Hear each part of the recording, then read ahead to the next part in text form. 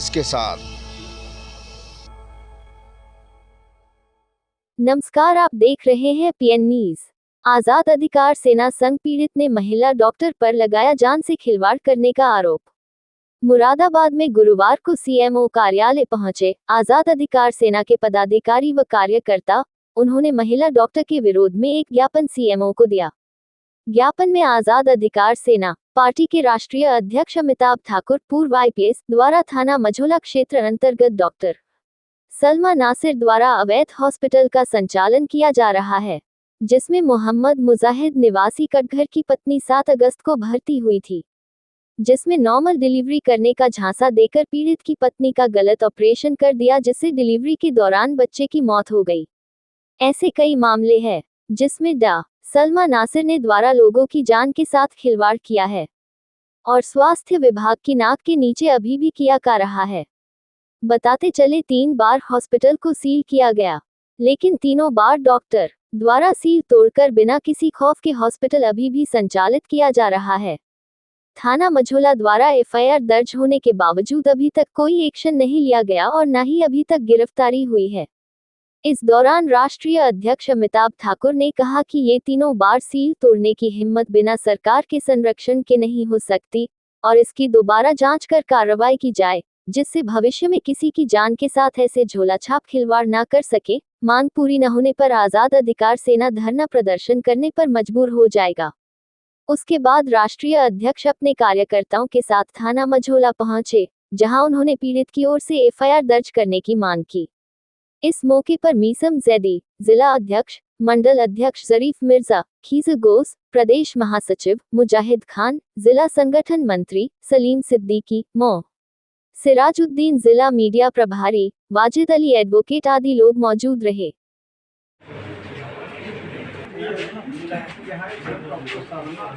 सब लेके चलना आगे आगे ही आगे।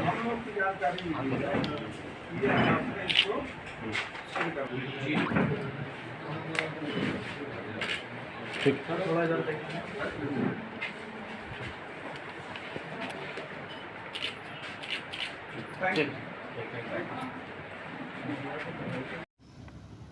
देखिए, मुख्य बात यह है कि सलमा नासिर एक नर्सिंग होम यहाँ है मझौला थाना क्षेत्र में।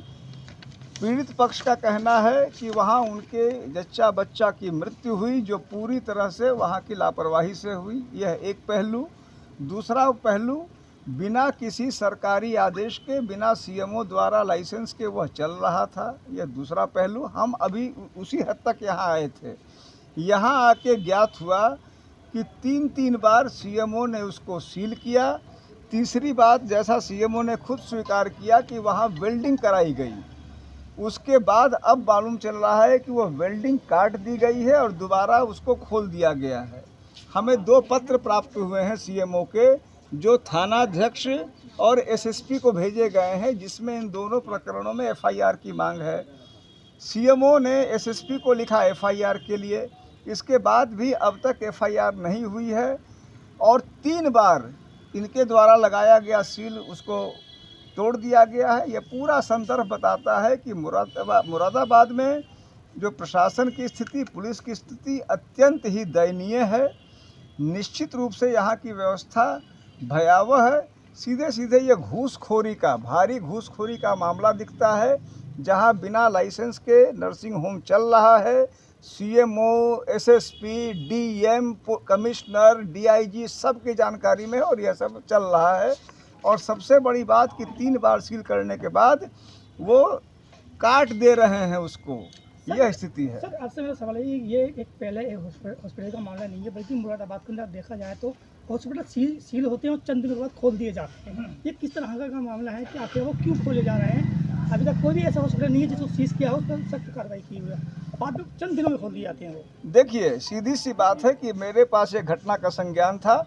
अब जब मैं आपके साथ आया हूँ, मैं जो मालूम किया है, तो मुझे सीधे सीधे ये एक रैकेट दिखता है, जहाँ पर जानबूझ के इनको सील किया जा रहा है, खोला जा रहा है। इसमें इस कार्यालय के अधिकारी, पुलिस के अधिकारी, प्रशासन के अधिकारी और जाहिर सी बात है कि नर्सिंग होम, और ये ज़िंदगी के साथ खुला खिलवाड़ है।